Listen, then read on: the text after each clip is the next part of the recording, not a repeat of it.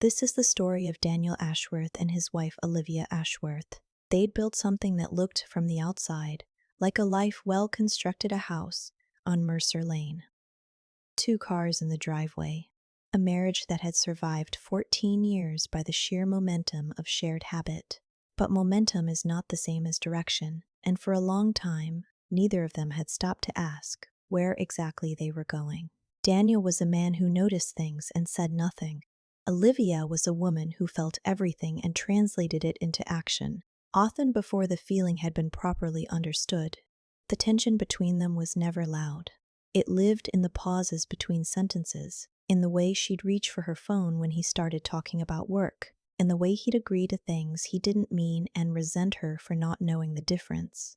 What unravels here is not a marriage destroyed by one betrayal, but one that had been quietly unmaking itself for years, until a house, of all things, became the place where all of it finally landed. The kitchen smelled like coffee and dish soap on Sunday mornings, and for a long time that was enough.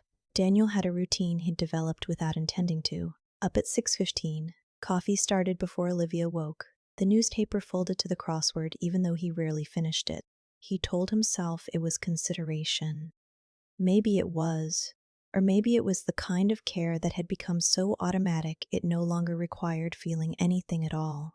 Olivia came downstairs at 7 or 7:30, or sometimes closer to 8 on the weekends when she'd stayed up late working. She was a project manager at a mid-sized architecture firm, and she had the particular quality of people who are very good at their jobs. She was decisive in a way that occasionally forgot to account for the opinions of others.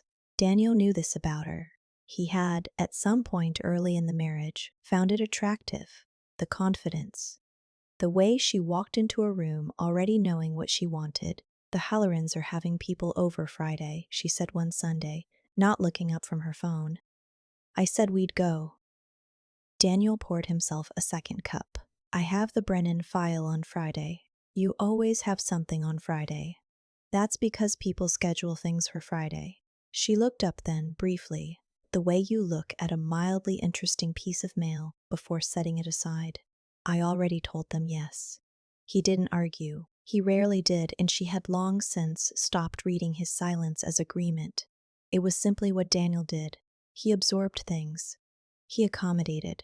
And somewhere in that accommodation was a version of resentment so old it had stopped feeling like resentment and started feeling like weather.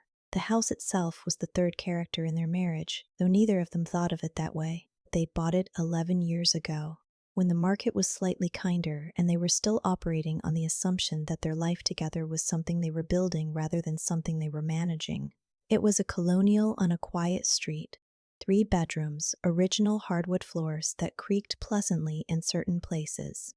A basement that smelled faintly of old stone regardless of the season. Daniel had noticed the crack in the foundation 3 years into living there.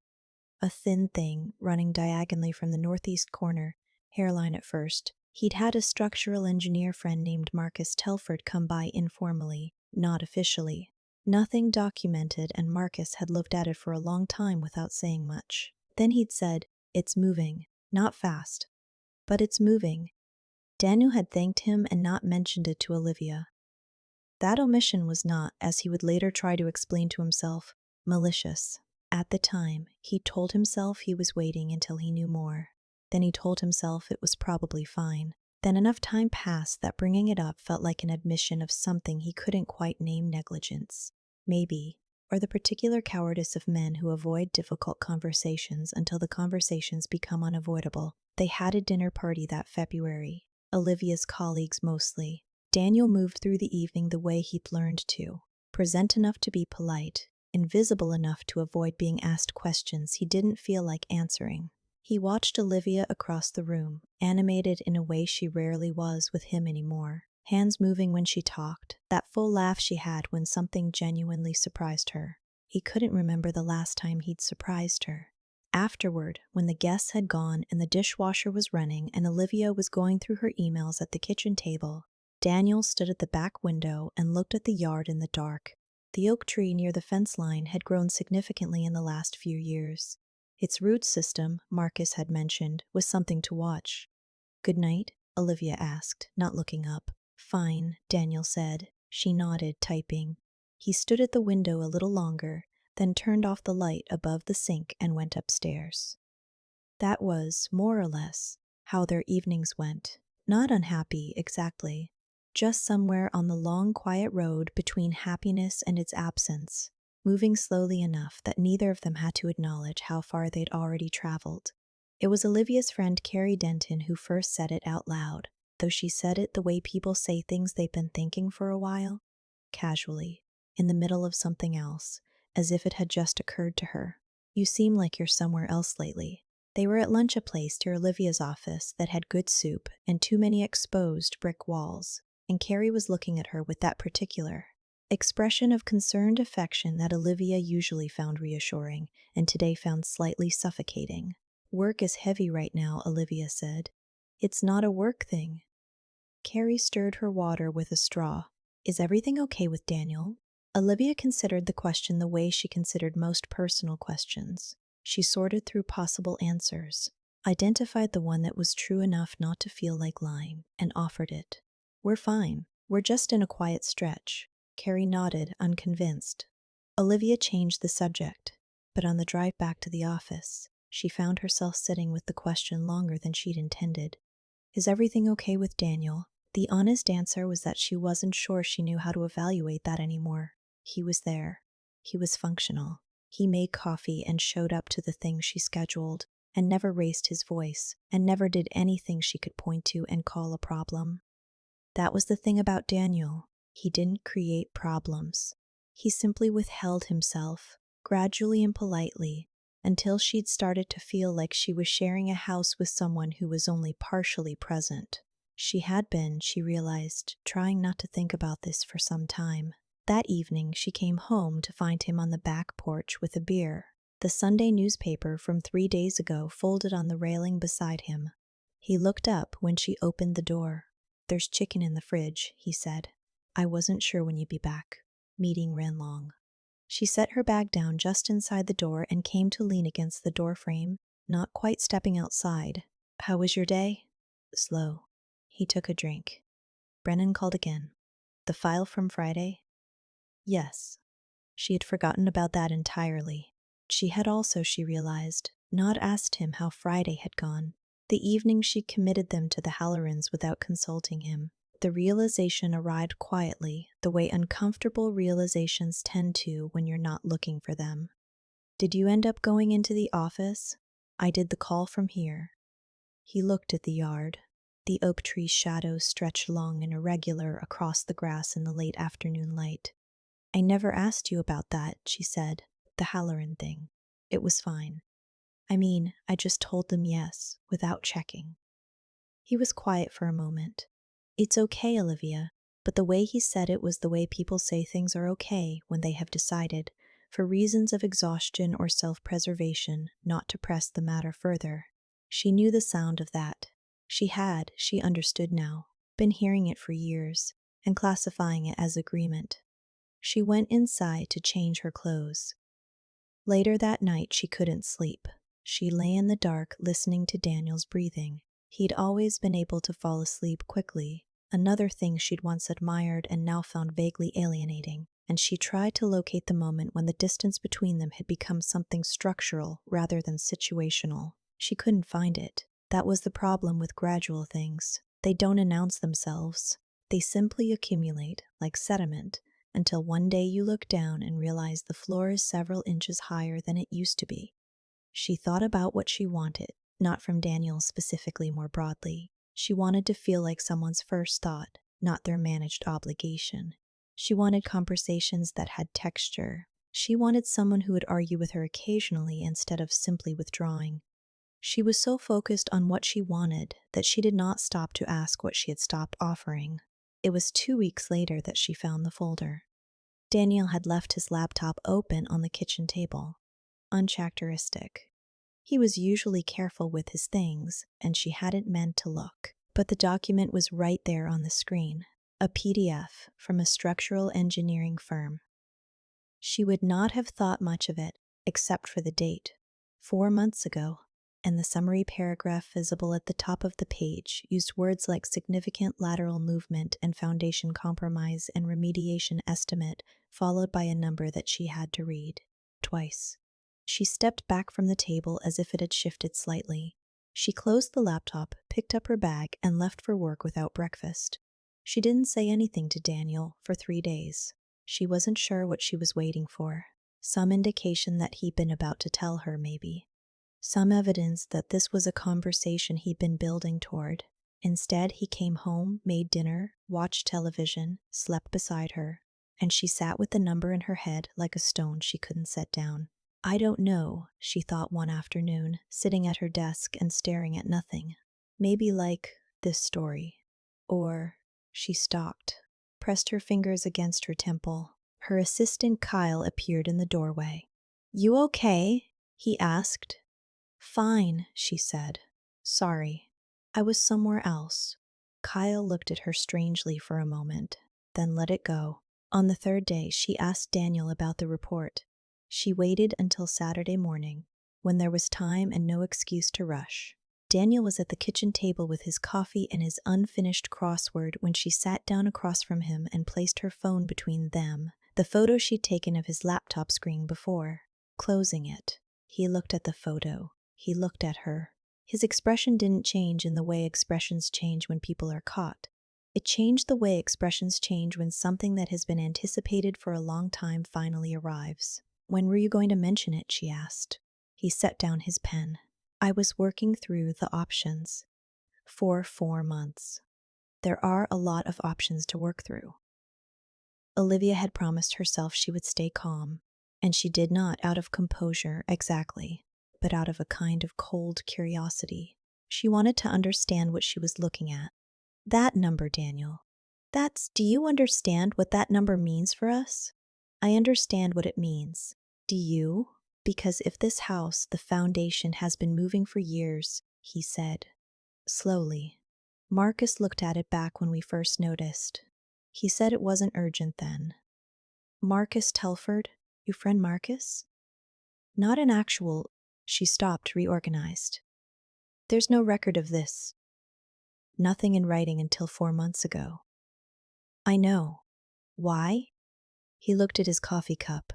She watched him turn the cup slightly, a small, precise rotation, the way he handled discomfort with very small, contained movements, as if emotion could be managed through physical exactness. "I don't have a clean answer for that," he said finally. "I should have told you earlier. That part I can't defend." She waited. When he didn't continue, she said, "Were you protecting me from it or protecting yourself?" The question landed in the silence between them. "Both," he said, probably more the second one. It was the most honest thing he'd said to her in longer than she could accurately recall, and the honesty of it didn't comfort her, it made her angrier. In the measured, cold way she got angry when she felt that something had been taken from her without her knowledge. "I need to understand what we're dealing with," she said, "financially. All of it." And they talked. Not fought talk. For almost 2 hours at that kitchen table, in voices that remained even because they had both, in their separate ways, given up on the idea that raising a voice would produce anything useful. Olivia went through the numbers with the focused attention she brought to difficult projects. Daniel answered her questions with the specific, technical accuracy he retreated into when things became emotional.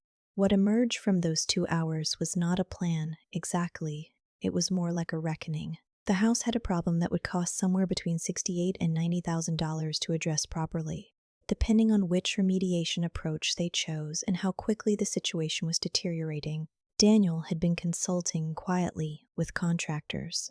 The estimates were not optimistic. "Why did you sit on this?" she asked again at the end.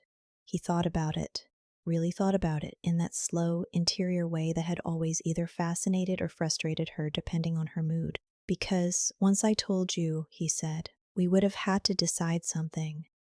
And I don't think either of us was ready to decide things." "What things?" He looked at her. "Any of them." She understood then that he wasn't only talking about the house. The next few weeks had a particular quality.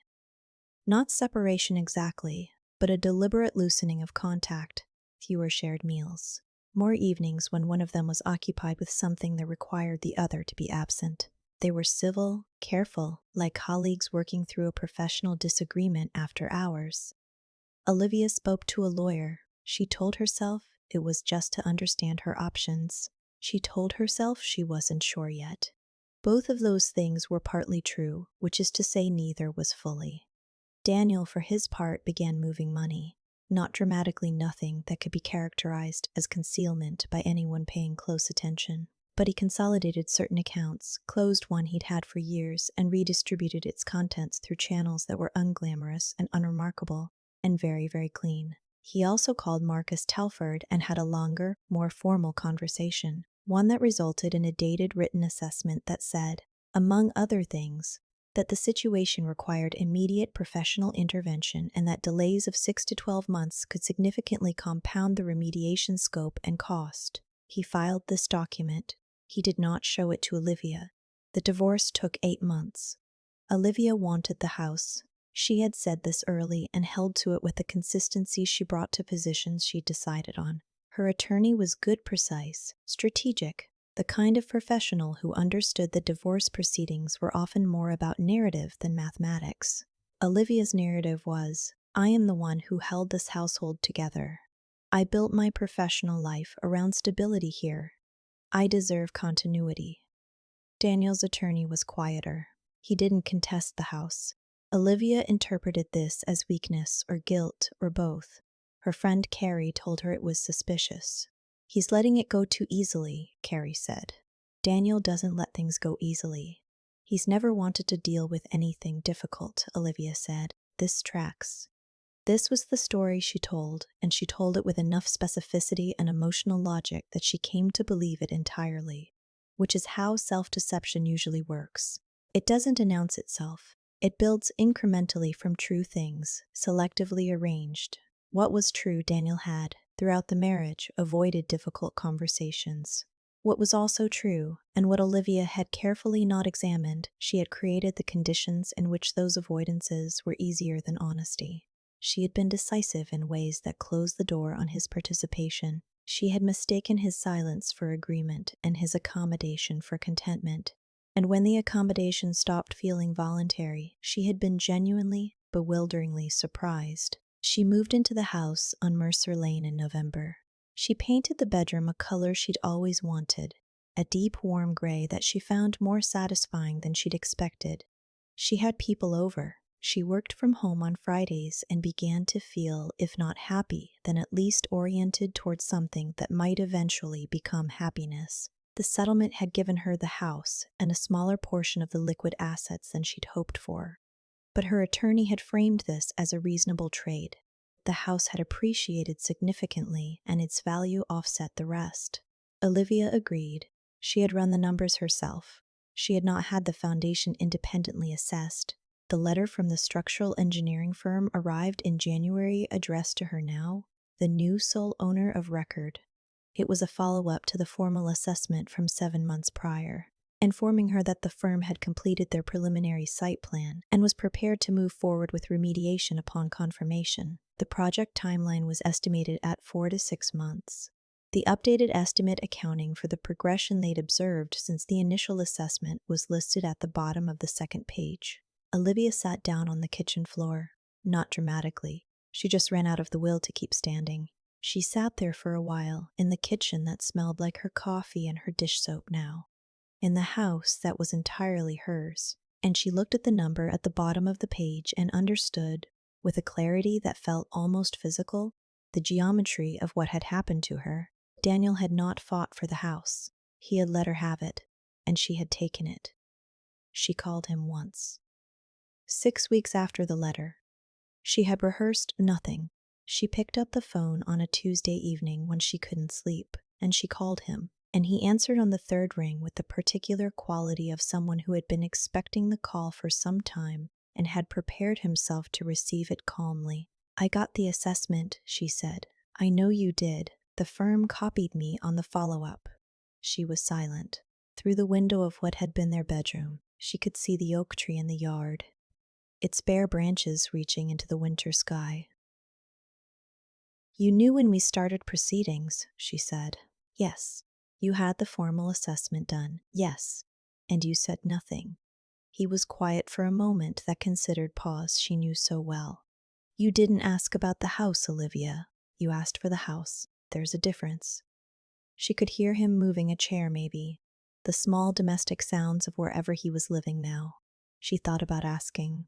She didn't. Was it about money? She asked. All of it. Was that what this was? No. Then what? He took a breath. You needed to win, he said. You always needed to win things. And I spent 14 years trying to figure out how to give you things to win so that we could get through the day without. He stopped, started again. I'm not saying it was healthy. I'm saying it was what I knew how to do. So instead of talking to me about the house, I let you make your choice, he said, with the information you had, because you'd already decided not to look for more of it. The accusation was quiet and irrefutable, and she sat with it the way she'd sat with the assessment letter, very still in a room that was completely hers, surrounded by silence. The marriage, she said finally, was it the same? Were you just letting me make my choice there too? The pause before he answered was the longest one. I think, Daniel said, that we let each other make a lot of choices that we should have made together. And by the time I understood that, neither of us knew how to start over. You could have told me, she said, at any point, about any of it. Yes, but you didn't. No. He paused, and you could have asked. Outside, the oak tree was completely still. No wind. The yard looked different in winter, smaller somehow, stripped of the fullness that made it feel like the thing they'd cultivated together. Just a yard now. Just hers. What do I do about the foundation? She asked, and she was aware that the question was both practical and not. There are contractors, he said. Marcus can give you names. The good ones are booked out a bit, but they'll do it right. He said the next part carefully. The house is worth saving, Olivia. It's a good house. She understood that he was not only talking about the house. I know, she said.